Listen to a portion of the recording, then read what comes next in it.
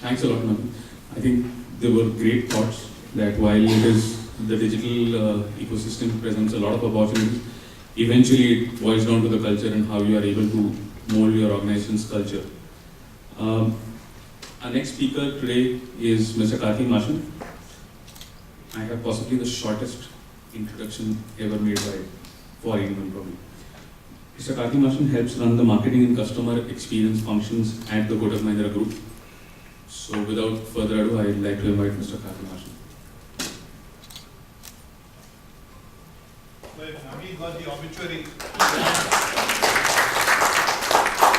I got the epitaph, the tombstone on me. I have a bunch of slides, but yes, that makes me feel comfortable now. This is a trick that I was taught in public speaking class. That's all of you. Can you recognize yourselves? So I have a bunch of slides, but I think I found the tenor of the questions quite refreshing and valuable. So show of hands first. How many people from agencies here?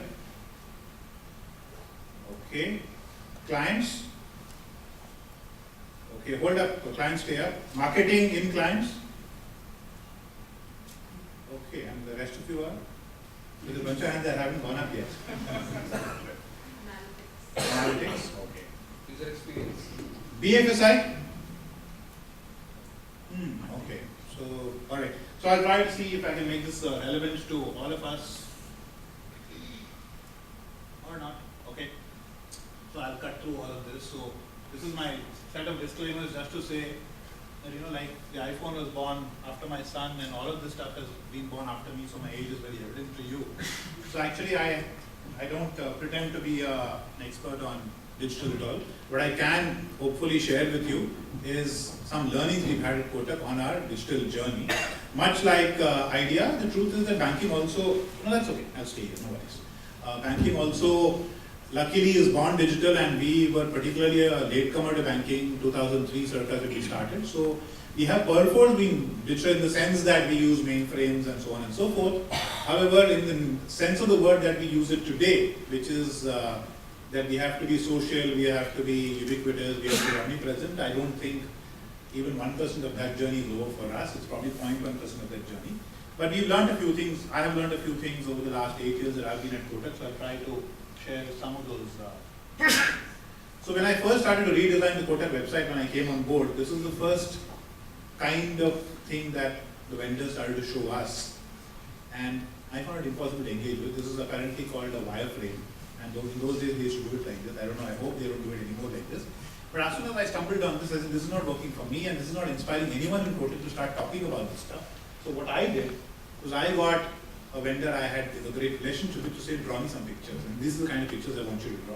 And I drew some pictures that looked like this. As soon as there were pictures in it and colors in it, I found everybody, management, finance, HR, even IT, engaged in the conversation. And on the back of this, what we also did was we drew lots of pictures, and the insight from this that we had was that we could, one was when I started drawing the pictures, and then of course like in any workshop, you give people crayons and chart paper and say, draw your dream website. The stuff that will come out is incredible.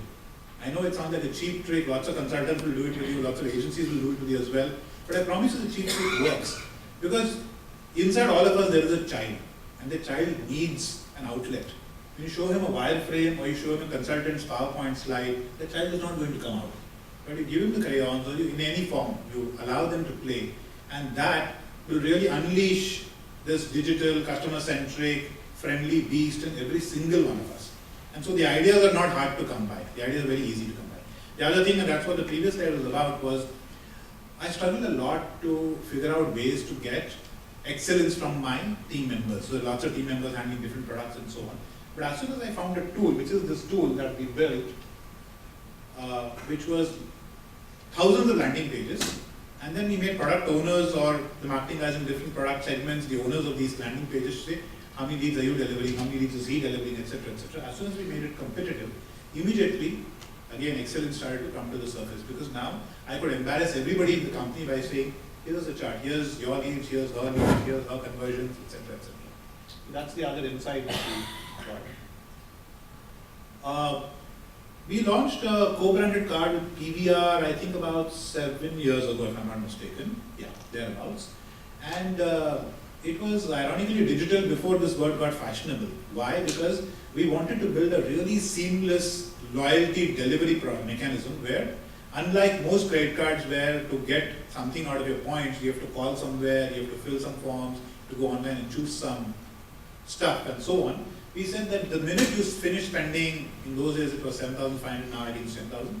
The minute you finish spending 10,000 rupees on your credit card, I will send you a coupon. You can go to PVR to book your tickets, enter that coupon code, and tickets are free to you. That's really the product. Even now, that's exactly what it is.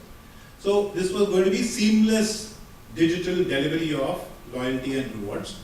Idea was great. The product was also great. So in our credit cards portfolio, it's the most successful product because the people who use this card pay their bills on time. People who use this card also spend a hell of a lot of money on the card, much more than my average customer. So it's a great product idea. And of the tens of thousands of free tickets we issue every month, we get few complaints because either the internet connection drops and they're trying to redeem or X or Y, something or the other happens. So we are at Six Sigma level on those errors, so it's not that big a deal, but the truth is, you're trying to buy a movie ticket. Typically you plan it on a Saturday afternoon to try to go on a Saturday evening.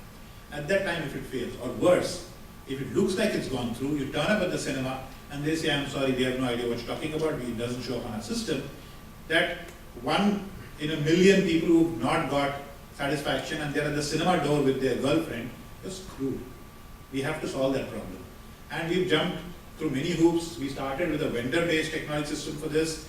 Then we brought it all in-house and we built it from scratch ourselves. But even now, just because sometimes some connection somewhere or the other will drop, I will get 1 in a million people who have that pain point. We've had to spend a lot of time to come to the epiphany that everything doesn't have to be digital. So our simple solution now is that every PVR cinema, the box office has 50 tickets on call from me. So if someone says that I got this ticket from Kotak and it didn't work, but I want to see that movie right now, no questions asked, you just do it. So everything doesn't have to be digital. That's the real epiphany for us. And also don't overthink trying to juice everything up. So what was the seamless end-to-end digital idea was an attempt to prevent what in the credit card industry we call breakage, to prevent losses from paying PVR for the tickets but the customer not using it. So customer didn't enjoy it, I spent the money, PVR is happy. Only PVR is happy. We didn't want that. We wanted PVR to be happy, we wanted the customer definitely to be happy, we also want to be happy. So this was that naive attempt to try to make everything work. Everything doesn't work. You drive 2 hours out of this city, you don't have electricity. We are naive to expect that 382 million people in this country will have mobile phones and they will have internet and it will be 3G and it will work without dropping everywhere. It's really early days, yeah?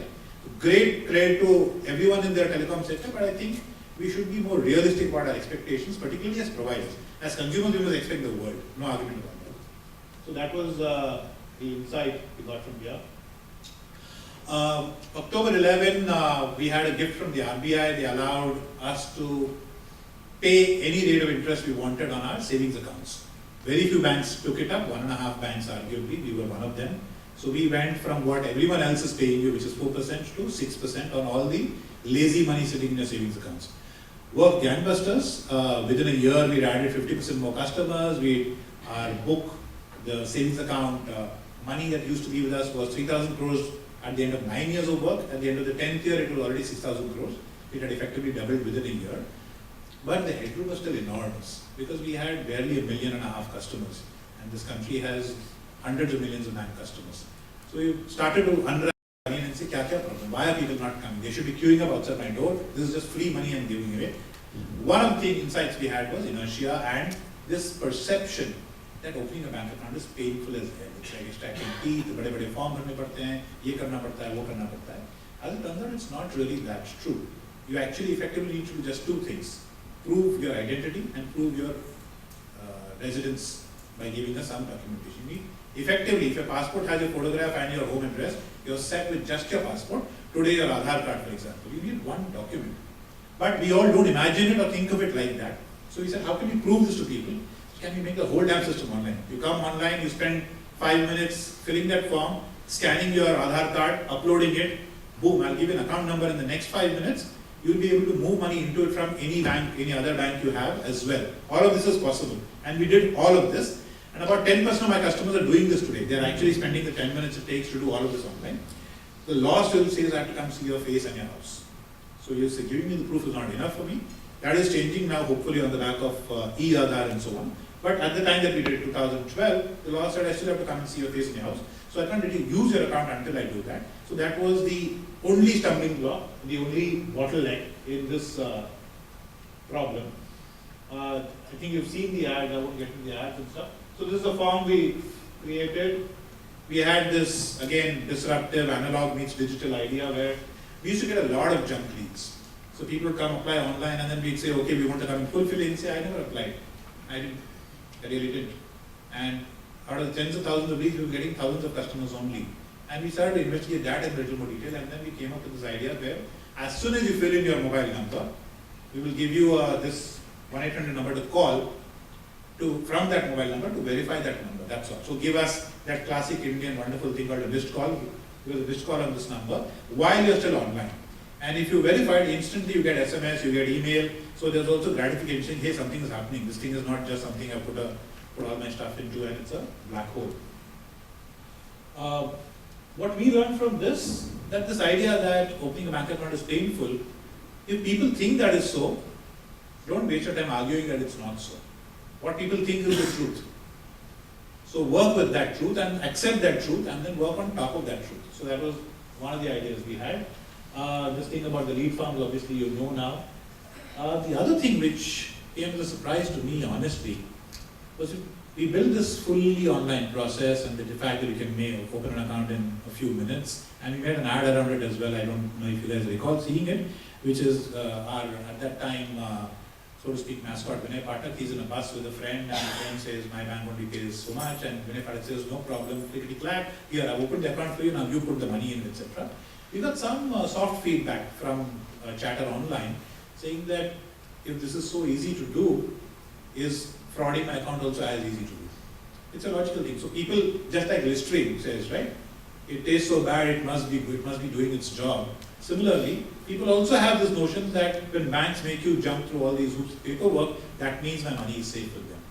So now I'm in this quandary. Do I make it incredibly easy and painless and seamless and instant and all that? Or do I not? I think it's different strokes for different folks. That's our learning as well, that there are segments where you can promise this and offer this. There are segments where they find comfort in the pain that you put them through for your services and products. So you must be careful, and it must be your engagement on this must be a little nuanced. We now do instant loan approvals online as well. I'm sure a bunch of other banks do as well. But so therefore that's not rocket science. I'm not claiming that we're doing something great here. But I think we did make some differences. Unlike the previous set of forms you saw, this set of forms, I'm very proud to say, became human. So the form itself is in English, right? It says about myself. It says I am looking for a personal loan of and a blank. My date of birth is, etc., etc. As opposed to, and this is something that again, even we are arguably in some corner of my website guilty of even today. Are you an existing customer or not? I have no idea what the question means. What do you mean by are you an existing customer? I know what we're supposed to mean by it, but do you exist or not seems to be the existentialist question we're asking, which is bullshit.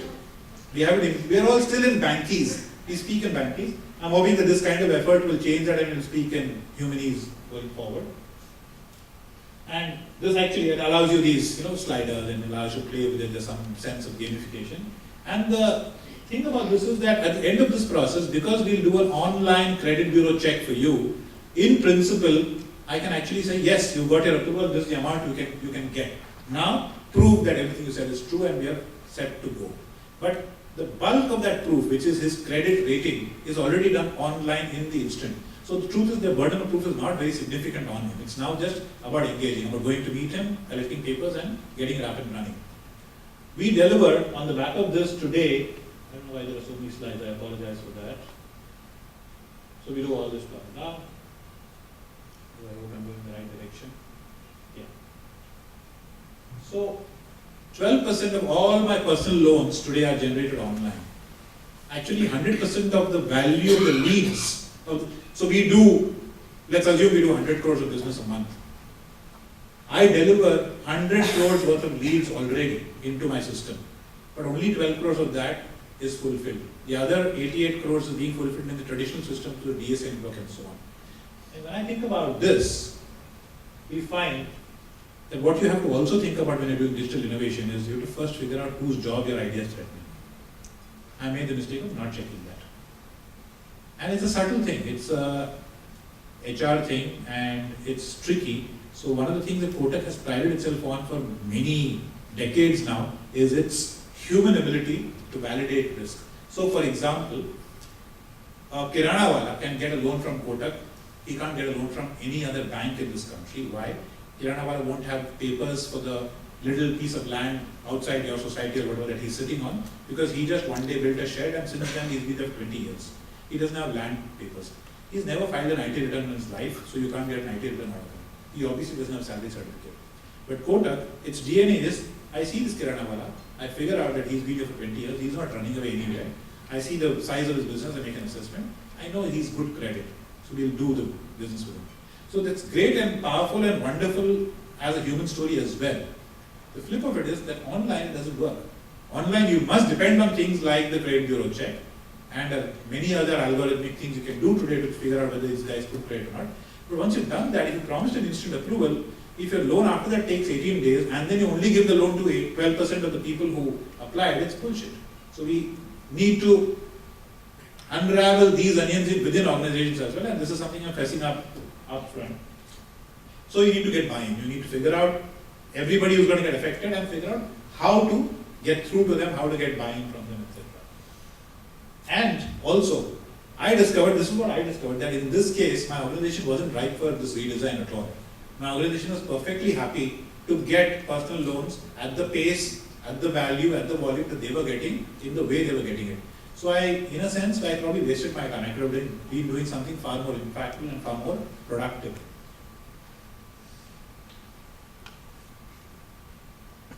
Tablets for account opening. We did this, ICICI Bank has done it, a bunch of other people are doing this. And many people are reporting success. I must report failure.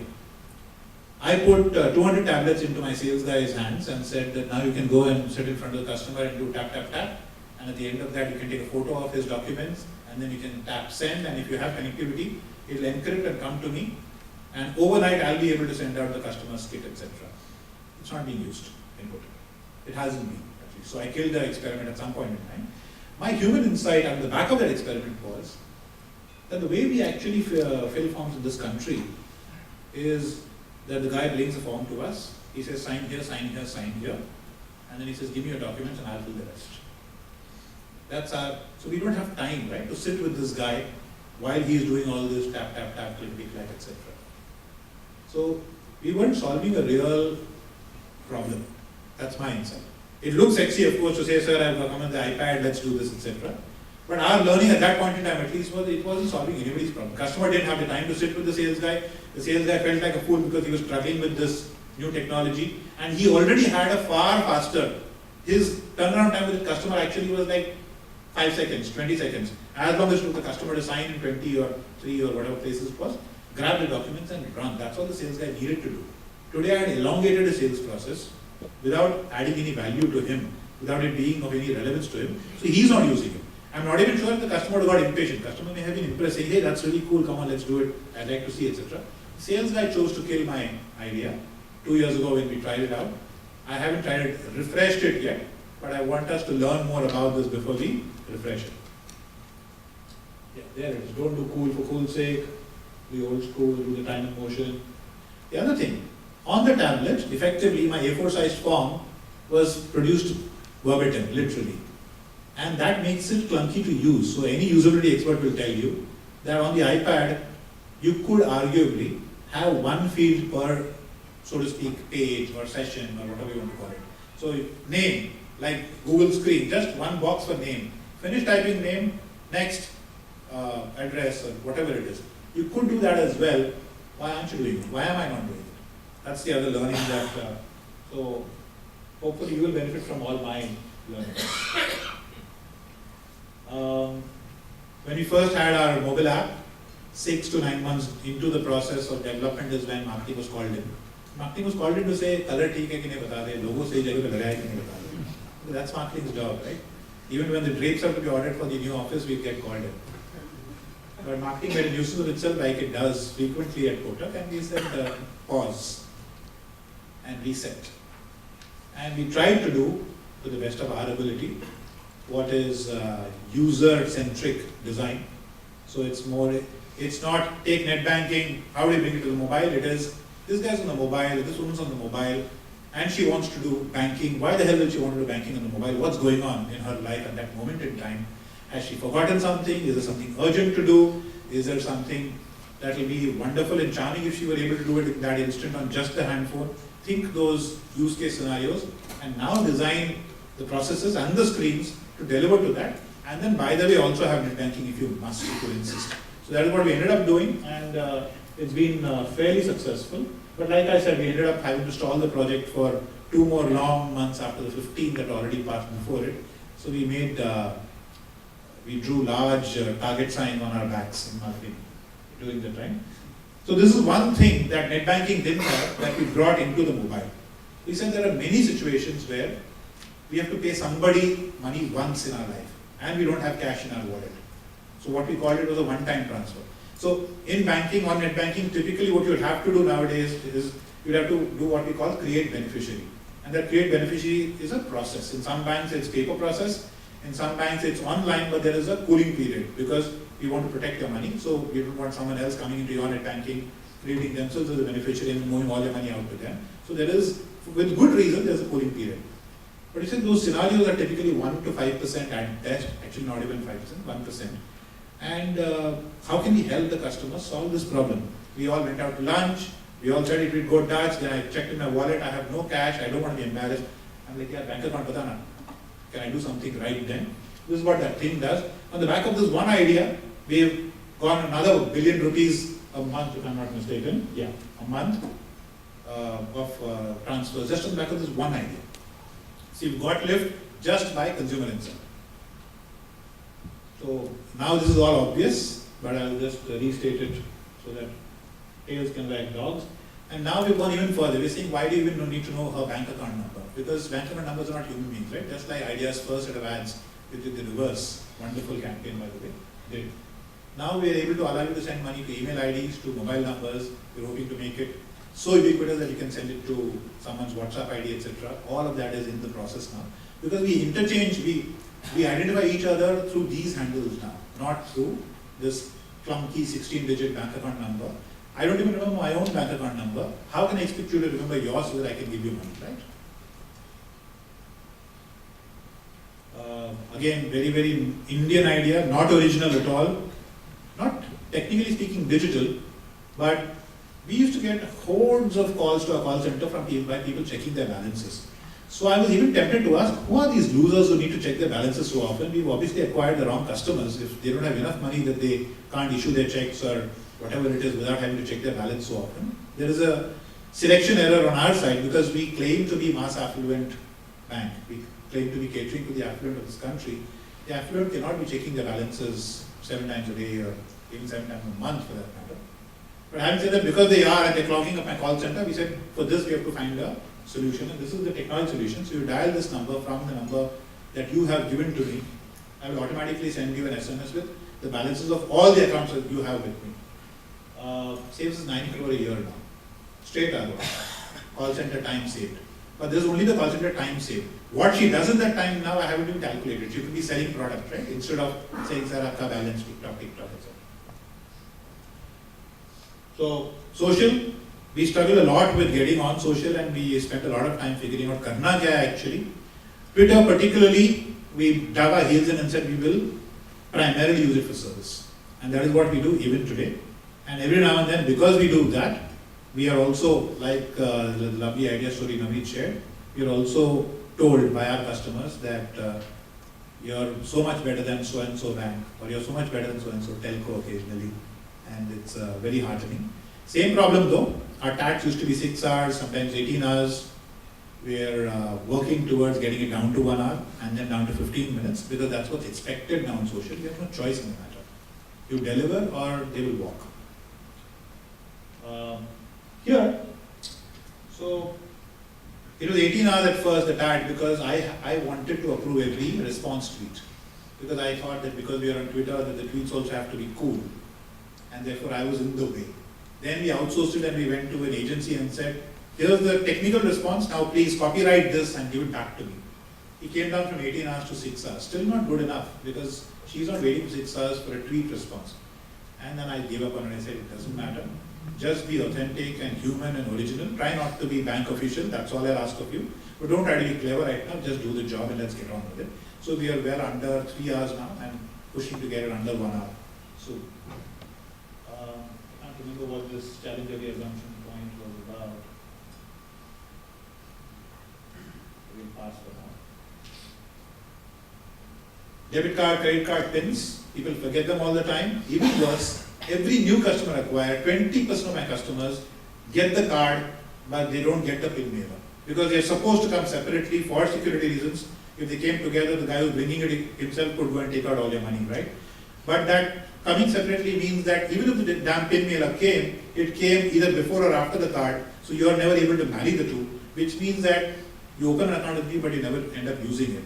You lose a lot of income because of that. More importantly, every time you forget your PIN and you say, okay, send me a new PIN, I send it, same problem again, 20% of you don't get it. If you don't get your PIN for my card, what do you end up doing? You end up using the other card which is in your wallet. I lose business as well. Our idea, put it on the app, put it on the IVR, put it on net banking, say make your own damn PIN. I free you now, you can make your PIN in literally 1 second or 3 seconds or whatever it takes for you to type the 6-digit PIN that we require you to have. This is saving us, so from a 7-day average start, it's like less than 7 seconds. So interchange income regained is 6.5 crores a month. Because those 7 days you would have been using somebody else's card, I saved that money. And I saved all the mailing costs as well. Is there a number for that here? Probably not. This is one of my pet hates.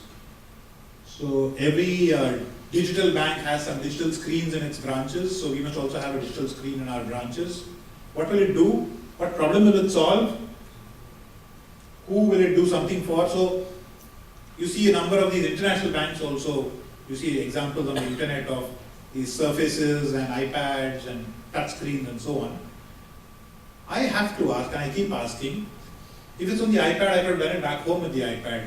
What am I doing by coming to a branch and playing with the iPad? How is the iPad in the branch different from my own iPad? If I didn't have an iPad, yeah, okay, I get it. So maybe somebody who can't afford an iPad will come into this glossy looking branch and he will play with the iPad in the branch and then watch. So this kind of idea is there all over the world now. And when I asked deeper and asked a lot of consultants, they said marketing dollars going behind this, and I said no thank you. If business dollars go to do this kind of thing, I'm okay with it. But I'm not spending my money to do this because I can't see the value in it. So my recommendation to you is that if anybody in your organization is suggesting that you do these kinds of things, you must ask whether they're padding their resumes. Because all of us are trying to look cooler so that we can get our next job faster. IT people definitely want to try the next new thing, always. And IT people are my best friends. I can't live without them. But I think all of us must wear the promoter, owner, shareholders hat before we venture on these experiments. Because it's all nice and cool to be digital, but sometimes it's just digital for digital's sake and we're wasting everyone's money and time barking up the wrong tree. So ask, whose problem are you solving? If you're solving anybody's problem, vendor's problem, supplier's problem, HR's problem, customer's problem, call center's problem, no problem. Solve it. But if you're not solving anyone's problem and you're spending our money and our time, try not to do that. Those are, yeah, I think I'm kind of done. So, hopefully you know that we are the world's first bank to allow you to open an account via Facebook and also via Twitter. The world's first bank to allow you to move money on Facebook to your friends, even if you don't have an account with Kotak, your bank, both your accounts could be with X and Y bank in India and you can still do it very painlessly, etc., etc. But you're still asking those questions. Are we solving any real problems? We're doing it because we're trying things. That is okay. So long as you're saying that, you're conscious saying that I'm trying this to figure out what all is possible and what people will stick to and gravitate to. And again, Amit is right, payment bank licenses are around the corner and we are going to get disintermediated by many other players who were never banks. So we must start to think not like banks, therefore we're trying all these things. Yeah.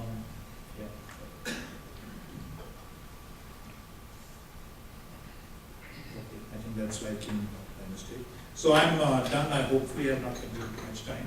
So if you have time, we'll take some questions. We should, If you yeah. don't, we'll cut to the. We can do questions. Yeah. Okay. I don't know. Dr. Nitin Prabha, once again. You have excellently followed the Lure principle. That is, learn, unlearn, relearn, experience, and then go back to the table.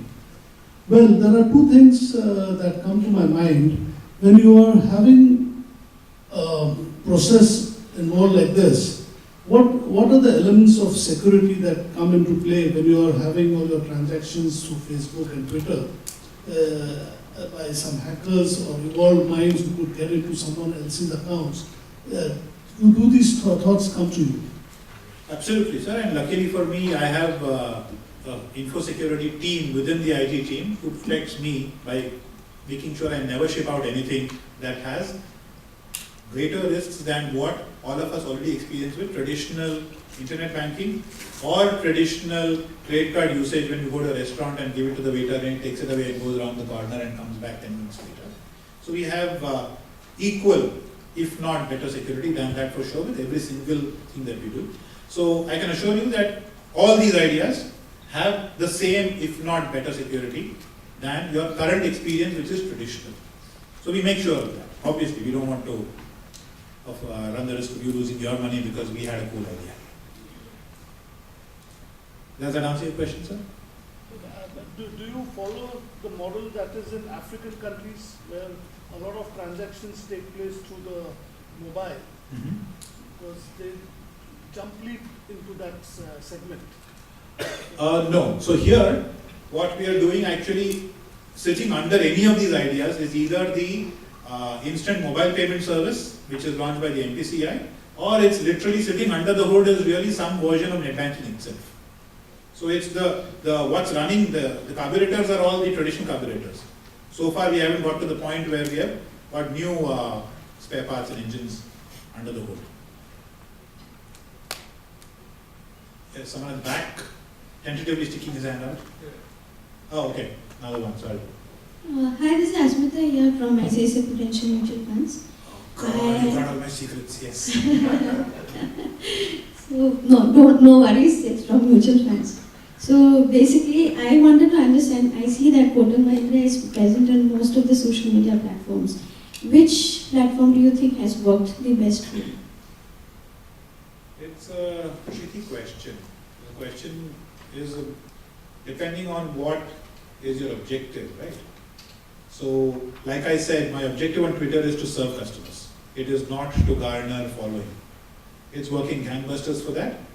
And the good thing is that when I do a great job, which is not necessarily all the time, but every now and then when I really do a great job, and the customer tweets back saying fabulous, like I said, star, so-and-so telco should learn from you, or so-and-so bank should learn from you. All of his or her followers see it, and that's advertising for me. So Twitter is working very well for us. We do a version of that on Facebook as well, but we are noticing that people don't come to Facebook to complain as much as they come to Twitter to complain. And I really would value the customer interaction kind of work on social media than I would value the just plain vanilla advertising stuff which is happening on social media. We do that as well. We experiment with all kinds of engagement ideas as well. So another thing to fess up, some years ago we did our biggest social media experiment in some sense of the word, where we put two boys on a motorcycle in Chandigarh and got them to drive all the way to Bangalore, because in a sense that covered the span of our network at that point in time in a 2-week period. And we got them to stop along the way, all the way, and record on video people's ideas about what the meaning of money for them was, because at that point in time, our idea was that we were going to be the curators of the changing meaning of money in this country. So they did that, they recorded handheld videos, etc. They were supposed to be able to upload them overnight. That didn't happen, so we went to the clunky device. To cut a long story short, we went from 5,000 organic fans to 50,000 organic fans in 2 weeks. However, to me, something looked off in that. And instantly I said that I'm not spending any money acquiring fans from at all in any form. So we've not. So we have the smallest Facebook fan base of any bank in this country. We have, I think, probably a little under 300,000. My illustrious peers, including your parent employer, I think will have in the millions. But we've chosen not to go down that path. I'm not sure necessarily that my way is the right way. My CEO during appraisal time will probably tell you differently. We'll have to find out. But my view is that social media really gives you the opportunity for deep engagement on product, on service, on what you do for a living. I don't think my customer wants me to talk to her about either Bollywood or cricket or music or politics on Facebook. If she wants to do that, she'll do it with the experts in that field, not with me. So I believe that I'm wasting my time trying to do that kind of, shall I, if I may dare call it, superficial engagement. So we are engaging only on what we do for a living, but that what we do for a living is quite wide now, right? So if you use my social banking account and you comment about it, or you tweet about it, or you talk about the transaction that you did, I'm giving you points. All of those points are turning into something that you can either buy online at a discount or get from me for free, etc. So I'm building an ecosystem which is fully integrated social, but for what you and I are together for. So for that single purpose, not for any purpose that's extraneous to that. Long answer, I'm not even sure I answered your question, but that's the best I have. Yes, sir. Good evening, sir. This is Amit Sharma from Angel Broking. My question, I'm not too sure if this would move outside your keynote or probably invade your analytics and channel attribution strategy. So when it comes to multi-channel attribution for the prospects that you generate from digital mediums, so what kind of thought process do you guys have in mind? Which channel would you attribute it to when it's a customer who's given his details multiple times? So you know what I started with, the website design. That design has now been retired. We are in our journey to upgrade even that design. But that website design was, the idea behind that was effectively a long tail idea. So the idea was to, in a sense, become a microcosm of Google itself. If you go to Google and search, can they come to Kotak and search, can I deliver a direct answer to them within one click rather than make them navigate through my brochureware. So when we did that, and during the time that it was alive, we were getting 50% of our leads from Kotak.com. 50% of anything we did, anything we tried doing SEM campaigns and all of that, but still the bulk of our leads just came organic and for free. So it's possible to do that, and that is why lead farms are a bad word, and I like to talk more and more about that as every chance I get. Net of that, what we currently do, particularly in Kotak Securities, which I suspect you are most interested in, I don't have specific answers, but we can chat afterwards, and I can introduce you to my colleagues there who can probably tell you a lot more. I can tell you that they measure every single thing. They are again anal about measuring every single channel, and they spend a lot of time being incredibly anal. They have twisted our agencies out of shape with the amount of depth in questioning. All right, thank you very much, folks.